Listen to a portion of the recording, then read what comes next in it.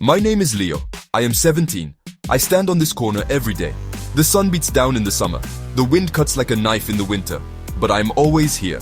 This corner is my office. It is my world. I didn't dream of this life. No kid dreams of selling poison in little plastic bags. I dreamed of basketball. I saw myself on a court, the crowd roaring my name. I wanted to see my mom smile. A real smile. Not the tired one she wears now. But dreams cost money, and money was something we never had. The bills were a mountain we could never climb. My mom worked 2 jobs. Her hands were always rough. Her eyes were always tired. I saw her pain. I felt it deep in my gut. I had to do something. I had to make a change. The choice wasn't made in a single moment. It was a slow burn, a series of small steps toward the edge. It started with a friend. His name was Rico. He had new sneakers. He had cash in his pocket. He wasn't worried about bills. He told me it was easy. He said it was just a business. You give people what they want. They give you what you need. It sounded simple. Too simple. But when you're hungry, simple sounds good. When you see your family struggling, you start thinking differently. You start seeing the world in black and white, in have and have not. I wanted to be a have. I wanted to provide. I wanted to be the man of the house. I thought this was the only way. So I stepped onto the corner. I learned the rules. I learned the language. I learned who to trust and who to fear. The first sale was the hardest. My hands were shaking. My heart was a drum against my ribs. The money felt heavy in my pocket. It felt dirty. But then I took it home. I put it on the kitchen table. My mom looked at it. She didn't ask where it came from. She just looked at me. Her eyes held a question. A sad question. I didn't have an answer for her. I just knew the lights would stay on for another month. The refrigerator would be full.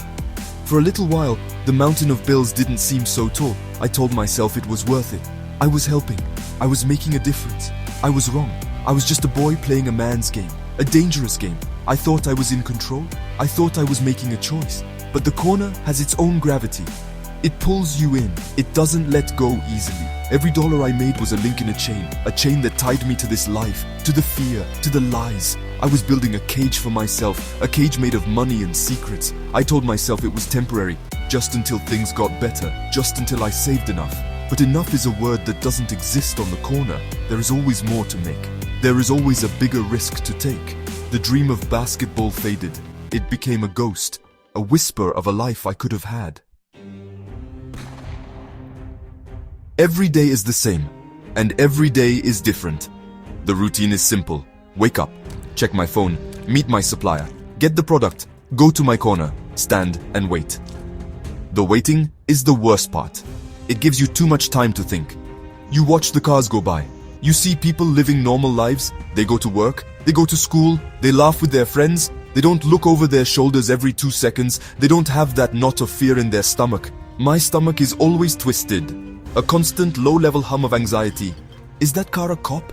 Is that guy walking toward me a rival? Or is he just a customer? You have to read people fast. You have to make snap judgments. A mistake can cost you everything. The pressure is a physical thing. I feel it in my chest. It makes it hard to breathe sometimes. The phone is a leash. It buzzes at all hours. Customers wanting to meet. Rico telling me about a problem. A new threat. There is no peace. There is no clocking out. The business follows you home. It follows you into your dreams. I just lie there, staring at the ceiling. I listen to every sound outside my window. A car door slamming, footsteps on the pavement. Every noise is a potential danger. It's a lonely life. You can't talk about it with anyone. Not really. You can't tell your mom why you're so jumpy. You can't tell your old friends why you can't hang out anymore. You are an island. The people I deal with are not my friends. They are business associates, or they are customers lost in their own darkness. I see the desperation in their eyes. The same desperation I felt when I started. But now I am on the other side of it. I am the one feeding the need. I see what the drugs do to them. I see how it hollows them out. It makes them lie. It makes them steal. It makes them shadows of who they used to be. Sometimes I see myself in them. I wonder if this is my future. Will I end up like them? A ghost chasing a feeling that never lasts? The thought terrifies me. It keeps me up at night more than the fear of the police. It's the fear of becoming what I sell. There's no trust in this world. Everyone is looking out for themselves. Rico watches me. I watch him. The suppliers watch us both. It's a game of snakes. A single slip-up, a misplaced word, and you can get bitten. I have to count the money carefully. I have to watch the product. People will try to short you. They will try to rob you. I've seen it happen. I've seen guys get beaten for a few $100s. I carry a weight on my shoulders that is heavier than any backpack full of books. It is the weight of constant vigilance, the weight of knowing that my life could change in an instant, all for a handful of cash that feels lighter every day. My family feels the ripples of my choices. They don't know the details, but they know something is wrong. My mom doesn't look me in the eye anymore, not for long anyway. She sees the new clothes, she sees the money I leave on the counter. She doesn't ask. I think she's too scared to hear the answer. The silence between us is a wall. It's a wall I built, brick by brick, with every lie I told. I used to be able to tell her anything. Now, we talk about the weather. We talk about what's for dinner. We talk about everything except what matters. Her smile is gone, replaced by a permanent look of worry. A look that says she knows her son is lost. My little sister Maya is 10. She used to look at me like I was a hero. Now she looks at me with confusion. She asks why I'm always angry. She asks why I don't play with her anymore. How can I explain it to her? How can I tell her that I can't be a kid anymore? That I have to be this hard, cold person to survive? I see her watching me when I think she's not looking. She sees the secret phone calls. She sees the late nights. I am teaching her about a world she should never have to know. I am casting a shadow over her childhood. A shadow I can't take back. I am supposed to be her protector. Instead, I am the danger that lives in her own house. My old friends have drifted away. They still play basketball at the park. Sometimes I walk by and watch them. They call out to me. They ask me to play. I just shake my head and keep walking. I can't join them. I am not one of them anymore. I belong to the corner. I belong to this life. They talk about school, about girls, about the future. My future is measured in hours, not years. The things they worry about seem so small to me now. But I miss it. I miss the easy laughter. I miss the simple problems. I have traded my friends for customers. I have traded my youth for a stack of bills. It was a bad trade. I know that now. The risk is not just about getting arrested. It's about what I'm losing every day. I am losing my family. I am losing my friends. I am losing myself. The person I was, the boy who loved basketball and made his mom laugh, is disappearing. He's being replaced by this stranger, this hard-eyed kid on the corner. This is the real cost of the game. It's not jail time or a rival's bullet. It's the slow erosion of your soul. It's the relationships you burn. It's the love you push away because you're too scared to let it get close. The poison I sell on the street is also poisoning my own life. It's seeping into everything I care about, and I don't know how to stop it. One night, I came home late. The house was dark and quiet. I walked past Maya's room. Her door was open a crack. I saw her nightlight. She was asleep, clutching the teddy bear I won for her at a carnival years ago. A time before all this. A time when I was just her big brother. I stood there and watched her breathe. So peaceful, so innocent, and I felt a wave of shame wash over me. So powerful, it almost brought me to my knees. What was I doing?